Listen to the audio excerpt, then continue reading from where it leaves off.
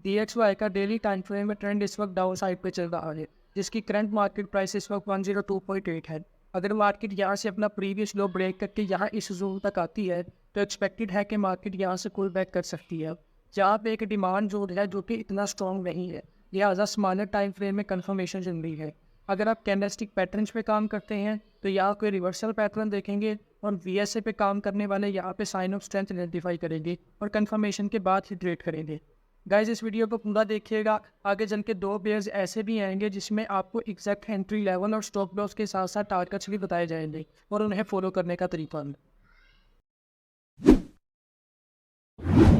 Euro NZD इस वक्त अपने सप्लाई जोन में है। यहाँ से मार्केट अगर ये ट्रेंड लाइन ब्रेक करती है तो इस significant support and resistance level तक जाएगी।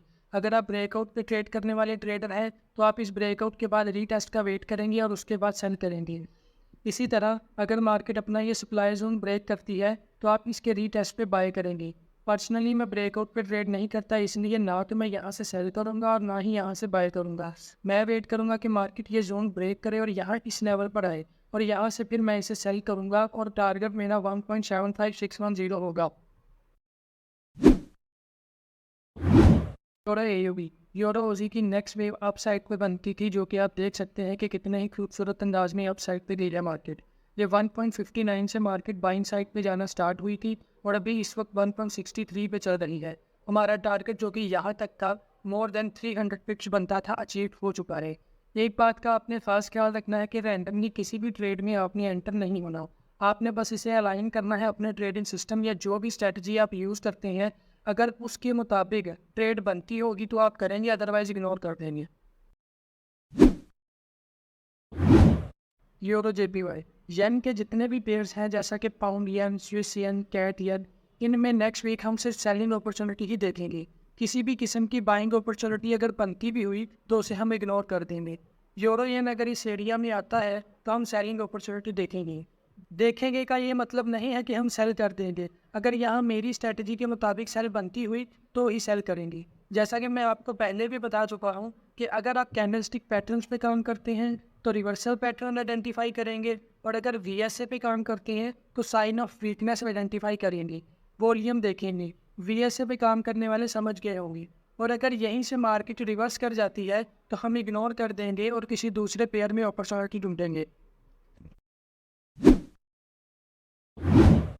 पाउंड AUD पाउंड OZ पे यहाँ एक सप्लाई जोन है जो कि मार्केट पहले 3 से 4 बार टेस्ट कर चुकी है।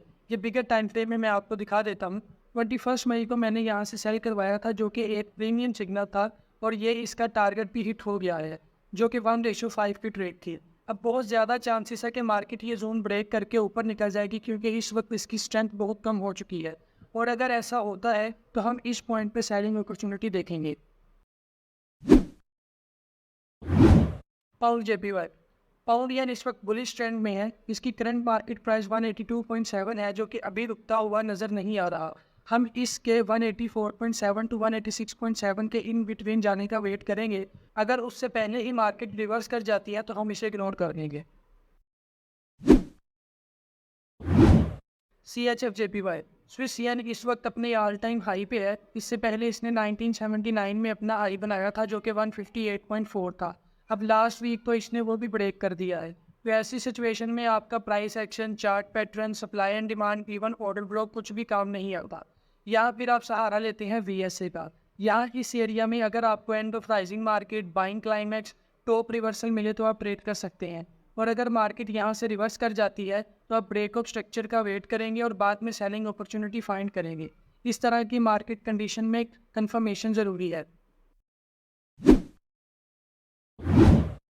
कनाडा JPY कैट येन का मैं लास्ट वीक से वेट कर रहा हूँ कि मार्केट इस लेवल पर आए और मैं सेल करूँ।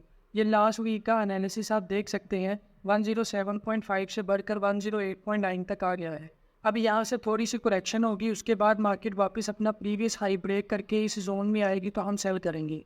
ये बड़ा ज़बरदस्त सप्लाई जोन था डेली टाइम फ्रेम में। हम लास्ट टाइम यहाँ से सेल कर चुके हैं, इसका लिंक आपको डिस्क्रिप्शन में मिल जाएगा, आप ज़रूर देखिएगा। ये 1:12 की ट्रेड थी। पूरे साल में इस तरह की 2 ट्रेड्स भी मिल जाए तो सारी एवरेज सेट हो जाती है। Gold long term bullish trend में है लेकिन शॉर्ट टर्म में ट्रेंड डाउन साइड पे है। मार्केट इस पॉइंट से लोअर लो लोअर हाई बनाती आ रही है। स्मॉलर टाइम फ्रेम में ब्रेक ऑफ स्ट्रक्चर का वेट करें, और अगर मार्केट यहाँ इस एरिया में बुलिश कैंडलस्टिक पैटर्न बनाती है तो उस पर भी आप गोल्ड बाय कर सकते हैं।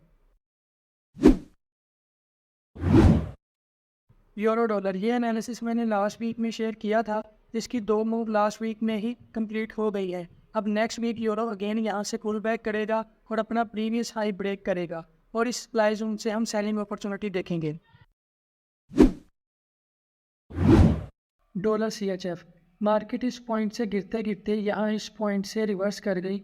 इसके यहाँ से रिवर्स होने की वजह पीछे एक डिमांड जोन था, मैं आपको डेली टाइम फ्रेम में दिखा भी देता हूँ। ये रहा, इस एरिया से बाई की अपॉर्चुनिटी बनती थी और मैंने यहाँ से बाय करवाया भी था। ये रहा, इसका लिंक आपको डिस्क्रिप्शन में मिल जाएगा। यहाँ से मार्केट ने उठना स्टार्ट किया और इस पॉइंट तक फर्स्ट इम्पल्सिव वेव बनाई 0.91475 तक। उसके बाद मार्केट में करेक्शन स्टार्ट हुई और 78.6% से मार्केट ने पुल बैक किया।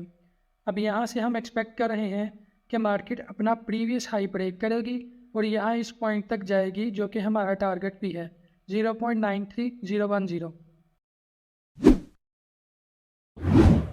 डॉलर कैट, गाइस जैसा कि मैंने आपको बताया था कि आगे चल के 2 पेयर्स ऐसे आएंगे जिनमें आपको एग्जैक्ट एंट्री लेवल और स्टॉप लॉस के साथ साथ टारगेट भी बताया जाएगा और उन्हें फॉलो करने का तरीका भी।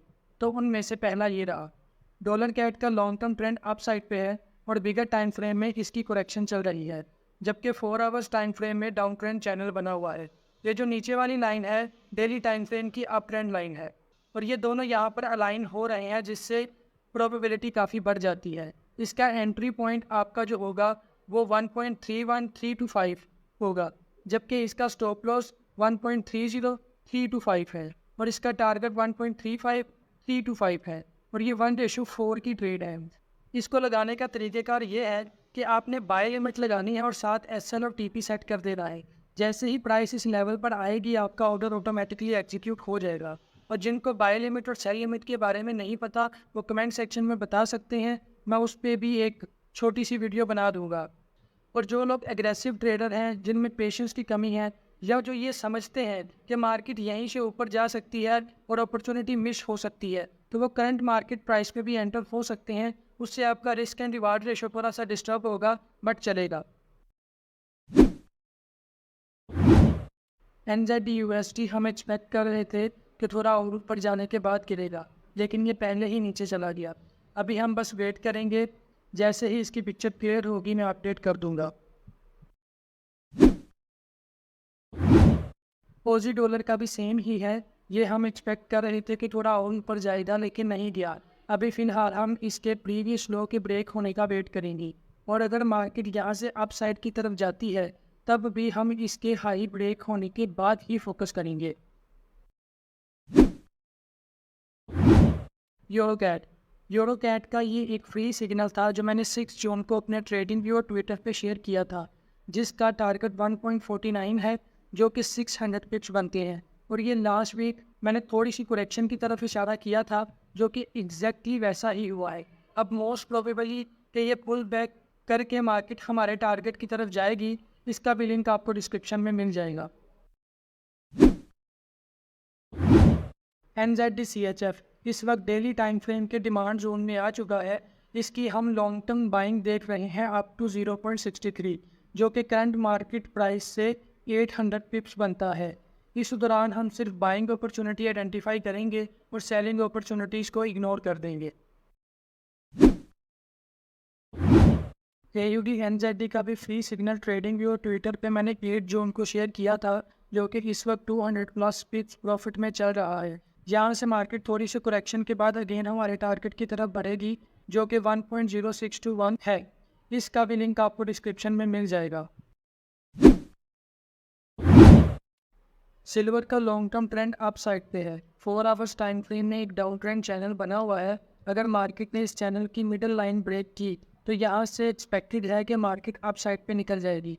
अदरवाइज अपना ये प्रीवियस लो ब्रेक करेगी और यहाँ इस लेवल पे आप बाइंग अपॉर्चुनिटी आइडेंटिफाई करेंगे। मैंने फ्राइडे को यहाँ इस प्राइस से बाय किया था, जिसका एंट्री लेवल 22.35 था, स्टॉप लॉस 21.75 और इसका टारगेट है 24.75। मैंने ये एंट्री अपनी ट्रेडिंग प्लान के हिसाब से ली थी। अगर नेक्स्ट वीक में इसका स्टॉप लॉस हिट हो जाता है तो फिर मैं यहाँ इस एरिया से बाइंग अपॉर्चुनिटी बनती भी हुई तो बाय नहीं करूँगा। तो आपने भी यहाँ रैंडमली एंटर नहीं होना। आप ट्रेड उसी सूरत में करेंगे जब आपकी स्ट्रेटजी या आपका मेथड इन एनालिसिस के साथ अलाइन करेगा, क्योंकि ये इतने से एनालिसिस काफ़ी नहीं होते ट्रेड को एग्जीक्यूट करने के लिए। बैकग्राउंड में और भी बहुत सारी चीज़ें होती हैं जो साथ देखी जाती हैं। आपको यूट्यूब पे जितने भी वीकली फोरकास्ट मिलते हैं इंक्लूडिंग मी, वो ओवरऑल ट्रेडिंग का 10% भी नहीं होता। अगर रिस्पॉन्स अच्छा मिला तो मैं वक्त के साथ साथ कोशिश करूँगा कि आपको उन चीज़ों के बारे में अच्छे से गाइड करूँ। इसके साथ साथ इसमें ट्रेडिंग साइकोलॉजी का बहुत अहम रोल होता है, मनी मैनेजमेंट, रिस्क मैनेजमेंट और भी बहुत कुछ। मेरी अपनी वॉइस में ये मेरा पहला वीकली फोरकास्ट था जिसमें मेरी आवाज़ ज़्यादा बेहतर नहीं थी शायद, तो ऑब्वियसली इसमें बहुत सारी जगहों में कमी भी रही होगी। वो कमियां क्या थी आप कमेंट सेक्शन में ज़रूर बताइएगा। वक्त के साथ इम्प्रूव करता जाऊंगा। कोई सजेशन, कोई एडवाइस देना चाहे तो ज़रूर दीजिएगा। मुझे अपने चैनल में और क्या क्या चीज़ें ऐड करनी चाहिए वो भी ज़रूर बताइएगा। Thank you for your time. Take care. Good luck.